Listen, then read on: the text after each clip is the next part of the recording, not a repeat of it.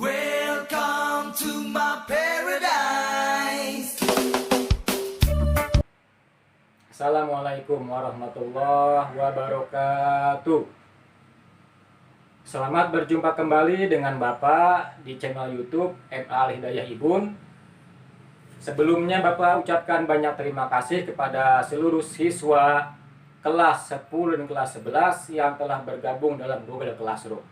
Pada pertemuan kali ini, Bapak akan memberikan materi singkat dan tugas untuk mata pelajaran Sejarah Indonesia bagi kelas 10 dan kelas 11. Baiklah, untuk mempersingkat waktu kita dan mempersingkat durasi video YouTube ini, Bapak akan mulai untuk kelas 10 dulu, mata pelajaran Sejarah Indonesia. Di kelas 10 dalam mapel Sejarah Indonesia, Bapak pernah menjelaskan tentang corak kehidupan manusia zaman praaksara. Di zaman praaksara tersebut terbagi menjadi 4 zaman. Yang pertama zaman Paleolitikum, kemudian zaman Mesolitikum, yang ketiga zaman Neolitikum, dan yang keempat zaman Megalitikum. Di zaman praaksara ini, manusia saat itu tinggal dalam goa-goa. Mereka berlindung di sana, menjadikan tempat tinggal bagi mereka, dan juga mereka sudah mulai berusaha untuk bisa menjalin komunikasi, terutama memberikan pesan untuk generasi setelah mereka, atau memberikan pesan bahwa mereka pernah tinggal di tempat itu dan memiliki berbagai macam aktivitas. Buktinya adalah dengan adanya lukisan-lukisan goa. Mereka membuat gambar-gambar atau lukisan yang sangat sederhana tentang aktivitas mereka seperti berburu atau simbol dari Tuhan yang mereka sembah, simbol dari keluarga mereka. Itulah cara mereka waktu itu untuk memberikan pesan-pesan kepada generasi setelah mereka. Dan sebagai buktinya banyak ditemukan lukisan-lukisan seperti itu di dalam goa-goa. Nanti tugas untuk kelas 10 ada hubungannya dengan materi yang tadi itu. Nah, mungkin untuk kelas 10 hanya itu aja materinya. Kita buat singkat. Bapak lanjut ke materi Sejarah Indonesia kelas 11. Di kelas 11 terakhir Bapak memberikan penjelasan tentang kemerdekaan Indonesia. Setelah Jepang berhasil menduduki Indonesia, kemudian Jepang kalah dalam perang oleh Amerika, kemudian Jepang mulai menyerah. Pada saat itulah kesempatan Indonesia untuk memproklamasikan kemerdekaan Indonesia. Nah, setelah merdeka, maka perjuangan masih terus berlanjut. Karena tentara Belanda kembali datang ke Indonesia dengan membonceng pasukan sekutu. Tujuannya adalah ingin menguasai Indonesia kembali. Nah, maka bangsa Indonesia ini tidak tinggal diam, melakukan lagi perjuangan, melakukan lagi pengorbanan untuk mempertahankan kemerdekaan dan mengusir Belanda dari negeri Pertiwi. Ada banyak pengorbanan dan juga perjuangan dari pahlawan-pahlawan kita dengan berbagai macam cara. Ada yang dengan kekuatan militer, ada yang dengan diplomasi, kemudian banyak juga kaum wanita memberikan perjuangan pengorbanan dengan menjadi tim kesehatan untuk mengobati yang luka-luka dalam peperangan, dan lain-lainnya. Kemudian ada juga ahli-ahli orator, ahli-ahli orasi. Mereka memberikan semangat melalui siaran radio kepada para pejuang dan kepada seluruh rakyat Indonesia agar terus memberikan perlawanan, jangan menyerah untuk mempertahankan kemerdekaan. Juga ada dari kalangan seniman dan juga jurnalis yang memberikan kontribusi.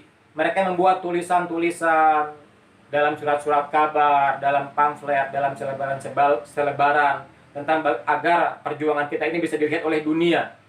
Dan seniman-seniman juga memberikan semangat. Ya, kalau zaman sekarang tuh ada dikenal namanya graffiti atau tulisan jalanan. Dulu pun mereka sudah ada dan mereka berjuang dengan cara seperti itu. Mereka membuat tulisan-tulisan di jalan, di dinding-dinding jalan. Mereka menulis merdeka atau mati. Di sebelah sana ada tulisan lagi, mati atau merdeka. Ada lagi yang nulis macam-macam yang memberikan semangat. Dan juga mereka tuh membuat gambar-gambar pesan-pesan seperti pesan-pesan kemerdekaan. Misalkan freedom dengan gambar tangan yang dirantai tapi rantainya telah lepas, dan sebagainya dan sebagainya. Nah, tugas untuk kelas 11 nanti pun akan sama seperti tugas kelas 10. Walaupun materi kalian berbeda, kelas 10 tadi materinya zaman praksara, kelas 11 adalah perjuangan mempertahankan kemerdekaan, tapi tugasnya akan sama. Kenapa bisa sama? Karena Bapak hubungkan dengan kondisi atau situasi yang sedang kita hadapi saat sekarang ini. Saat sekarang ini kita pun sedang ingin memberikan pesan kepada saudara-saudara kita dan juga ingin melakukan perlawanan, perjuangan untuk bisa menghambat penyebaran COVID-19. Ya, ini sama seperti pejuang-pejuang dulu. Kita sekarang harus ikut ambil bagian, punya kontribusi, punya andil dalam mencegah penyebaran COVID-19. Tugasnya adalah membuat logo atau membuat simbol tentang pencegahan penyebaran COVID-19. Logo itu kalian buat dengan kreasi kalian sendiri. Bapak harapkan harus berwarna-warni. Ya, Bapak minta ini logo bukan poster. Ini logo simbol, seperti kalian melihat ada logo-logo seperti logo Yayasan MA Al Hidayah, itu ada logo sendiri. Kemudian logo pemilihan umum ada logo. Jadi dia itu gambar simpel tapi memberikan pesan yang kuat. Tulisannya hanya sedikit tulisannya. Mungkin hanya tulisan sedikit atau angka. Seperti itu logo. Bentuknya terserah kreasi kalian. Bisa lingkaran, bisa bujur sangkar, bisa segi persegi panjang, bisa segitiga, bisa oval, dan lain-lain. Nanti kalian boleh searching di Google, lihat contoh-contoh logo seperti apa. Akan kalian temukan. Tapi logo yang Bapak tugaskan ini, kalian boleh pilih 1 dari 4 logo ini.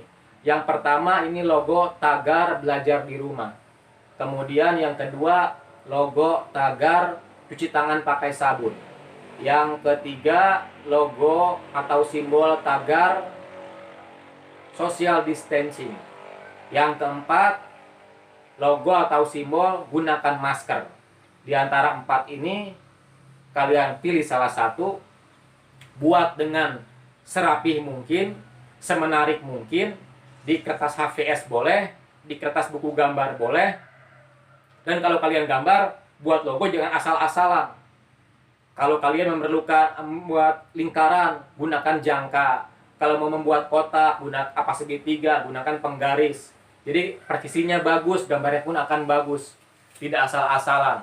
Nah, gambar-gambar kalian ini atau logo yang kalian buat ini, inilah perjuangan kita sekarang untuk mencegah atau menghambat penyebaran COVID-19 di Indonesia. Dan sebisa mungkin kita berusaha stay at home. Bekerja dari rumah. Belajar dari rumah. Mulai cintai rumah kalian sendiri. Banyak potensi. Banyak hal-hal yang pernah kita lewatkan. Sekarang kita kembali ke rumah kita. Kita lihat rumah kita. Kita kumpul dengan keluarga. Saling memberikan edukasi. Intinya kita sama-sama belajar hidup sehat. Ya, hidup sehat, belajar dari diri kita sendiri, dari rumah kita sendiri.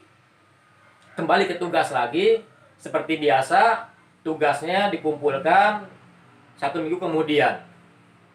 Jadi kalian punya waktu, jangan tergesa-gesa, bikin dengan serapih mungkin, sebaik mungkin, semenarik mungkin. Logo-logo itu kalian bikin. Ya.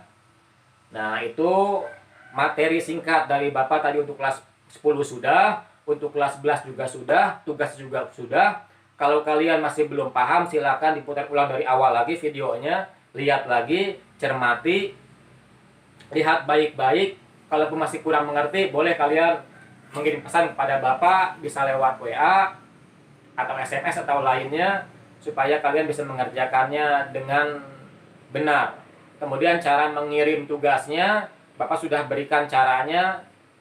Kalau mau ngirim tugas lewat Google Classroom, mungkin kalian sudah punya pengalaman kemarin, jadi sekarang sudah terbiasa, tidak bingung lagi. Ya, tinggal dikirimkan sesuai jadwal yang Bapak berikan. Nggak usah tergesa-gesa, tapi harus rapi. Jangan bikin cepat-cepat, tapi asal-asalan. Kemudian teman-teman yang tidak punya handphone, jangan berkecil hati. Di kelas 11 kemarin banyak yang nggak punya handphone, dia bisa ikut mengerjakan tugas, kemudian ikut mengirimkan tugasnya ke handphone temannya. Itu kita bisa saling bantu. Nggak apa-apa, asal ditulis dengan jelas itu di kertas tugasnya, nama kalian kelas berapa, jadi nggak akan tertukar. Kita tahu, guru akan tahu, oh ini tugasnya si A, ini tugasnya si B. Ya, demikian saja materi singkat dan tugas untuk mata pelajaran Sejarah Indonesia kelas 10 kelas 11. Terakhir Bapak akan memberikan penutupan untuk kalian.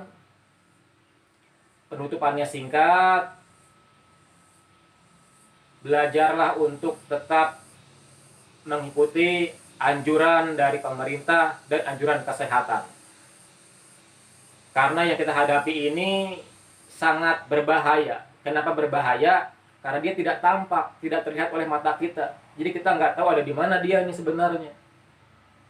Ya, orang-orang yang menyepelekan masalah ini, dia akan terjebak oleh kelengahannya sendiri. Dia akan rugi oleh kelengahannya dia sendiri. Akhirnya dia akan menyesal dan rugi sendiri. Nah, kita jangan seperti itu. Kita berusaha sebaik mungkin. Biasakan cuci tangan, jaga jarak, jangan keluar rumah kalau tidak penting. Kalau keluar rumah kita pakai masker, istirahat cukup, makanan yang sehat. Ya, cintai keluarga kalian, orang tua kalian, adik kakak, semuanya. Kita saling ingat mengingatkan. Demikian penjelasan dari Bapak. Wassalamualaikum warahmatullahi wabarakatuh. Me, me, me, me, me, me.